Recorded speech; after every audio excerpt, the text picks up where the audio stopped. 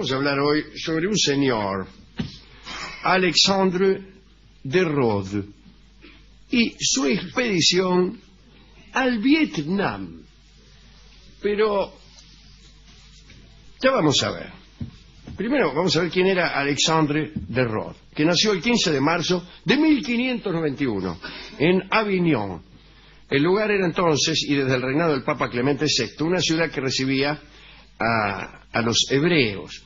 Y la familia de Alexandre era de origen judío. Venían de Calatayud, de donde habían tenido que huir. Naturalmente, cuando se había decretado, ¿no?, la expulsión de los hebreos de España, que fue en 1492 justamente. Sí, fue un año que sucedían toda clase de cosas. Esta aborrecible, desde luego, ¿no? Pero también fue el año del descubrimiento, el año de del triunfo final sobre los islámicos, en realidad. El año en que se reconquista Granada, no fue un triunfo final sobre los islámicos, ni mucho menos. Y también el año, me parece, en que se publicó la primera gramática castellana. Bueno, lo digo porque sí. El caso es que salgamos de España, salgamos de 1492 y vamos a Avignon, donde están haciendo, desde hace un rato ya, este señor Alexandre de Rhodes. Bueno, durante algún tiempo la familia mantuvo en secreto sus creencias, eran judíos, ¿no? Se los llamaba a los judíos que habían tenido que convertirse, se los llamaban con un gesto de amplitud y tolerancia, marranos. Pero Alexandre entró en la orden de los jesuitas y después de sus estudios decidió marchar a Roma. Entre los jesuitas de Roma, Alexandre se alineó entre los llamados indipetae, es decir, los que viven a la espera de pasar a Indias. Se anotó para venir a América. Dice, bueno, soy jesuita, me voy a dar a América, convierto unos cuantos y listo, ya está. Pero en realidad no quería venir a América. A Rhodes lo que le encantaba era misionar en el Extremo Oriente. Y años más tarde le llegó esa posibilidad. En 1622 se embarcó desde Portugal hacia el Japón. Luego de un viaje terrible que no voy a contar, Alexandre llegó al Japón. Había atravesado tempestades, hambre, pestes, en ese orden. Cuando puso un pie en la costa japonesa, qué curioso, ¿no? Cuando puso un pie, tuvo que volver a embarcar. Y supongo que habrá estado el poco rato que estuvo en el Japón saltando en una pata. Pero recuérdese que las férreas leyes de los shogun prohibían la entrada de extranjeros al país. El Japón estuvo cerrado al occidente hasta hace 200 años. 300 años. Que es mucho. Digo que es mucho avanzar en la historia cerrado. En 1622 estaba cerrado, no podías entrar. Entonces Alexandre de Rhodes decidió desviarse. Digo, bueno, ya que no me dejan entrar, voy a ir a otro lado. Ya que estoy en el Extremo Oriente, voy a ir a otro lugar. Y así llegó al Dai Viet, el gran país, región que se llamará más tarde el Vietnam, el país del sur. Después de varias horas de conjetura, uno puede llegar a la conclusión de que Viet quiere decir país, Nam quiere decir sur y Dai quiere decir gran. De modo que el idioma del Vietnam, el vietnamita, es facilísimo. País se dice Viet, sur se dice Nam y gran se dice Dai, y todo por el estilo. Vietnam fue un reino eternamente invadido por hordas chinas. Cada semana lo invadían hordas chinas. Hordas chinas ya es una forma despectiva de señalar las invasiones. Que siempre eran hordas, nunca eran ejércitos regulares. Bueno, es cierto que es muy difícil que uno sea invadido por una generación de universitarios, por ejemplo. Pero bueno, hay otros nombres colectivos un poco más decentes. En el año 111, antes de Cristo, el lugar se integró al imperio de la dinastía Han. Me parece un poco difícil, a ver. Pues bueno, ahora me voy a fijar bien. Desde ese momento se reemplazó a la nobleza local, los nobles de ahí del Dai-Viet, fueron reemplazados por administradores chinos. Entró también el confucianismo, y sería mejor todavía el confucianismo, para que no confundir las enseñanzas de Confucio con la confusión general. El caso es que este se convirtió en la creencia nacional y la lengua china se introdujo como expresión oficial y literaria. Se adoptaron los ideogramas chinos como forma escrita para la lengua vietnamita hablada. De suerte que vino a pasar allí lo que pasaba en la misma China con distintos dialectos que tenían, sin embargo, los mismos ideogramas. Los dibujitos, los ideogramas, los signos, vamos. Sí. Los signos no representaban sonidos, sino ideas y cosas. Entonces había para una mesa un ideograma. Para nombrar la mesa se escribía de una manera. Pero no tenía oralidad. Tenía oralidad, pero, por ejemplo, en el norte, mesa se decía le, y en el sur, king, pero se dibujaba igual. De suerte que usted podía entenderse por escrito con gentes que no lo hubieran entendido si usted hablaba. Y esto sigue hoy. Esto es así hoy. Bueno, desde ese momento, desde el momento en que los chinos se apropian de este asunto, las revueltas de las aristocracias locales del Vietnam fueron constantes. Recién en el año 939, las tropas vietnamitas derrotaron a los chinos y declararon un estado independiente gobernado por distintas dinastías. La primera fue la dinastía Li. Hay que decir que se mantuvieron muchas de las instituciones chinas, entre las cuales figuraba el sistema de examen del servicio civil para seleccionar a los funcionarios del gobierno. Bueno, la sociedad vietnamita se convirtió en un reflejo de la sociedad de la China. Algunos podrían decir un pálido reflejo de la sociedad china. Siglos más tarde, cuando el imperio mongol alcanzó el poder en la China, estamos hablando alrededor del año 1200, recuérdese que cuando llegó Marco Polo a la China, lo que encontró fue un emperador que era mongol, pero le pareció que era chino.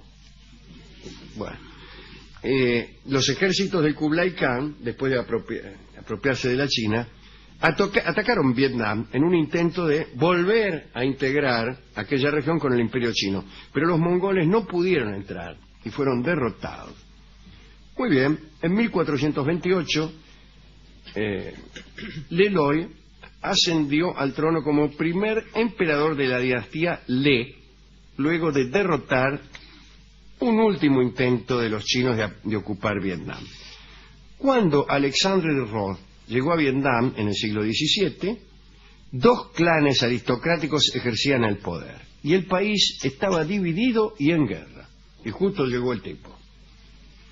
La Cochinchina, con Hue como capital, era uno de los dos países. Y Tonkin, con Hanoi como capital, como ciudad más importante. La visita de Alexandre de Rhodes osciló entre esas dos regiones y favoreció a los señores de turno para ver si podía convertir a alguien. Alexandre era un hombre alto, de rostro alargado, con grandes ojos salientes, con una gran nariz recta y larga barba negra. Era cualquier cosa. No lo reconoceríamos jamás con esas descripciones. La verdad es que esta región, lo mismo que el Japón, era bastante hostil con los extranjeros. Pero sabían también que la única forma de hacerse fuerte frente al poderío chino era apoyándose en algunas potencias extranjeras que ya andaban por la región. Ojo. Así, Alexandre de Rhodes pudo desembarcar en la Cochinchina de la mano de comerciantes portugueses que andaban por ahí comprando de todo en el oriente. Y allí se encontró con lo que él llamó una cultura frágil, es decir, se hablaba una lengua derivada del chino que utilizaba caracteres simplificados, que se llamaba nom. En todos lados se practicaba una religión que mezclaba elementos del confucianismo y del daoísmo con el budismo. Y Alexandre aseguró que pronto admitirían una inspiración venida de afuera. Algunos jesuitas ya habían intentado algo, ¿no? Pero la ignorancia de la lengua impidió todo contacto. La mayoría de la gente allí contemplaba con miedo al que no hablaba su idioma, entonces no se dejaban convertir. Rod, en cambio, tuvo una asombrosa habilidad para hablar con una lengua que algunos en Europa consideraban incomunicable para los occidentales. Cuando escuchó por primera vez hablar a los vietnamitas, Rod creyó oír a los pájaros. 6 meses después de su llegada ya podía predicar en la lengua de la Cochinchina. En 3 semanas, un muchachito del país, tan dotado que comprendía casi al instante todo lo que el misionero quería decir, le enseñó los diferentes tonos, las intensidades, los volúmenes de la pronunciación del dialecto. Rod fue el autor del primer glosario franco-vietnamita y de la primera gramática de esa lengua. En Cochinchina reinaba Sai Wong. Pronto Alexandre convirtió a la prima del rey y la llamó María Magdalena, no sé cómo se llamaba, ¿no? La muchacha desplegó un proselitismo tan ardiente que se pasó de largo. Suscitó reacciones. Al rey no le importaba nada, a Sai Wong. Estaba preocupado por la prosperidad del reino y por el tráfico de los portugueses. Quiero decir, para él el tráfico de los portugueses que traía Alexandre bien valía algunas misas. Pero no estaba interesado en la religión verdaderamente. Ahora, muy bien, un día la flotilla de comerciantes portugueses no vino más y Alexandre no se pudo apoyar en ellos. Y a partir de entonces las recriminaciones de los adversarios de Alexandre parecieron más fundadas. Lo echaron con el argumento de que sus prédicas atraían sobre los campos la sequía y sobre las caras los insectos molestos. Algo bastante razonable, desde luego. En 1627, ¿qué hizo Alexandre? Se fue a Hanoi, se fue al otro país, a Tonkin, la otra parte del país dividido, ¿no? Y allí gobernaba el Chua. Chua quiere decir rey. Estamos aprendiendo vietnamita enseguida. El rey que se llamaba Trinh Trang. Es un nombre un poco festivo para un rey que pretende ser tomado en serio. Medio de rinraje, parece. Sí. Una muchedumbre de curiosos se agolpaba en el muelle cuando él llegó, impaciente por ver la carga del navío, más que al tipo, ¿no? Alexandre aprovechó esta ocasión, esta muchedumbre, para arengar a los mirones en su lengua, ¿no? Y desde lo alto lanzó inmediatamente un sermón. Aprovechó que estaban todos mirando a ver qué traían los barcos, sermón. Y el rey Trinh Trang recibió al jesuita. Un detalle curioso. Rod, como otros, entregó al rey un reloj mecánico, un libro de matemáticas en chino y otro del cielo y de los astros. Y después recibió regalos del propio rey, quien también pretendía convertirlo. El rey le empezó a regalar cosas a él para convertirlo, andá a saber a qué religión.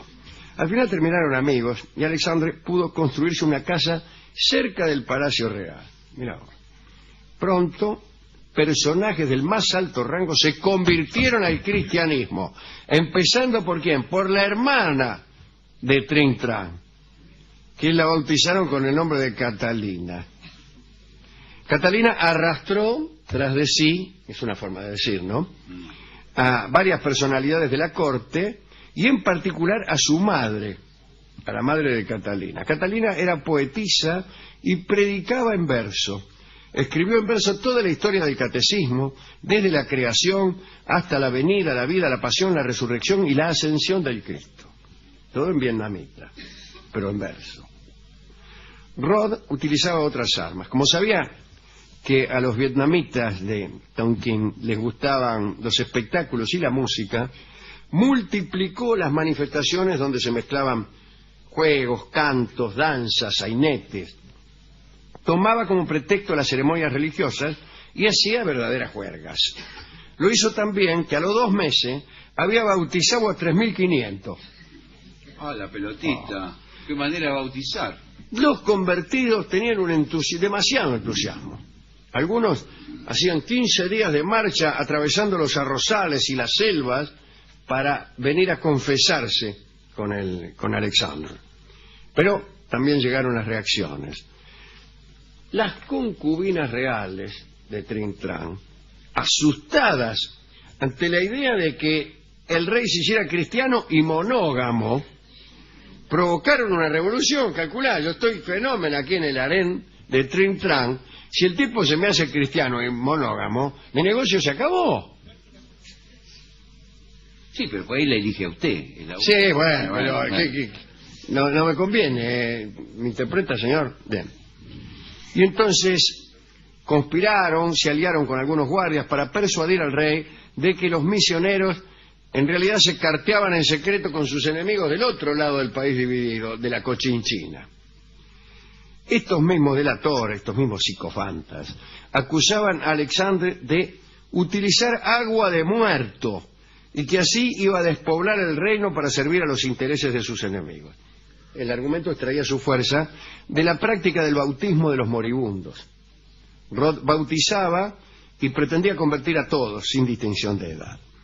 El rey no sabía qué pensar, pero al final sus mujeres, imagínate, cada noche le ponían la cabeza así a Trin-Tran, lo convencieron de que el jesuita era un brujo cuyo aliento podía matar. Quizá había algo de cierto en esto. Y así que llegó un momento en que todo el encanto de Alexandre no pudo contra estas razones. El rey ya no lo llamó para conversar. Cuando lo recibiera de lejos, pero además el rey parece que era un poco sordo, entonces las conversaciones se realizaban a través de un eunuco que llevaba y traía, repetía todo, pero ese eunuco había sido sobornado por las concubinas y tergiversaba todo lo que Alexandre decía. Ni siquiera la predicción de un eclipse de luna sirvió. Usted sabe que los eclipses de luna sirven para convertir personas al cristianismo.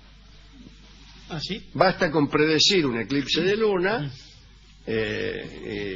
cuando usted acierta, el tipo se hace cristiano. Y hasta ahora no creía, pero después de ver esto, creo. Pero no sirvió. Trin-Tran, el rey, promovió un edicto, que tengo acá justamente. Es el original. El original. Prohibimos, bajo pena de muerte, a nuestros súbditos que concurran al encuentro de bonzos extranjeros o que abracen la ley que predican. Y lucharon. Pero parece que el jesuita era muy bravo y mientras navegaba en la nave que lo deportaba, convirtió al capitán y a 80 de la tripulación. Y con ello volvió a la Cochinchina. Seguidores. Eran viajes largos, se aburría la gente. Pero no le fue bien, porque apenas bajó fue detenido y condenado a muerte. Lo salvó. A Cochinchina, que decir, al otro lugar, Lo salvó la prima del rey Saiwón. ¿Se acuerda? La primera que convirtió. María Magdalena, ya se llamaba. Sí. Y bueno, le salvó la vida. Y entonces no le cortaron la cabeza, pero sí lo expulsaron. Y volvió entonces el jesuita a Occidente. Jamás volvió al Vietnam. Murió en 1670 a la edad de 79 años, predicando el cristianismo, quizá en el lugar más difícil de todos, Isfahan, una ciudad del Irán que durante mucho tiempo fue capital del Estado. Allí murió el querido Alexandre de Rod. Fue uno más de los muchos jesuitas que fracasaron en la tarea de cristianizar el Oriente. Un fracaso que se ve claramente. He ido a la discoteca aproveché para tratar de convertir al discotecario, que si bien es un hombre occidental, Es un desastre. se convirtió al budismo, porque se ve que lo visitaron unos tipos que le tocaban el timbre. Sí, los budistas no van tocando timbre, No, me parece. los budistas no tocan timbre y no les interesa mucho convertir. Sí, es verdad. No, bueno, pues se puede ser cristiano y budista, ¿no? Y entonces no se dejó, traté de convertirlo, pero él no quiso, no tampoco. Pero si es un hombre, no tiene ni siquiera espíritu. No importa, Sí, pero ese día se ve que había escuchado algo de los budistas, no sé qué, y estaba budista aquella mañana. Entonces, al final, después de mucho rogarle, él dijo que él se había hecho vietnamita también. ¿Y cómo? ¿De qué Porque él forma? creía que uno podía adoptar una religión, cambiar de religión y también de nacionalidad, ¿por qué no? Dijo que él se había hecho ciudadano vietnamita en la embajada. Ah, Pero pues el mentira, trámite y señor, todo. es Lo mentira. raro. Y que ahora vivía en perpetuas nostalgias del Vietnam, lugar que no había pisado jamás. Pero Todo para justificar la nostalgia en la que vivió siempre, discúlpeme. sí, es probable. O tal vez para justificar el disco que me dio, ¿Qué le dio? que es Lejana Tierra Mía. Me juró que su tierra era el Vietnam, por lo tanto que el disco aludía directamente al tema que nos ocupaba esta noche. Así que escucharemos esta bella canción que se llama Lejana Tierra Mía y que está inspirada seguramente en el Dai Viet, en el gran país, también llamado Vietnam, país del sur.